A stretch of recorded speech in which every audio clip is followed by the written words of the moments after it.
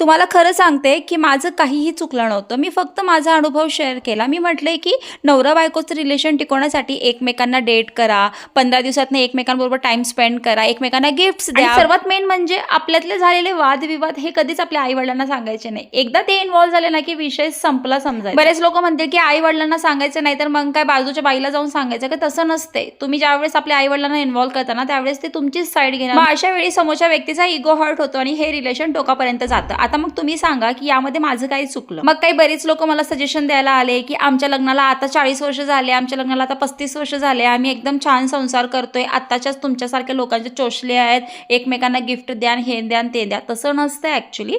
तुमचं जनरेशन वेगळं होतं आणि आमचं जनरेशन वेगळं आहे. सगळ्या गोष्टी बदलत चाललेल्या आहे. जनरेशन बरोबर क्लिनिंगच्या पद्धती सुद्धा बदलत चाललेल्या आहे. तुम्ही पूर्वी काय काय वापरायचे स्वच्छतेसाठी? माझ्याकडे एकच मॅजिकल प्रोडक्ट आहे, जे मी स्प्रे करते आणि माझं सगळं घर चकाचक करते. पाहिजे असेल तर कमेंट बॉक्समध्ये लिंक टाईप करा.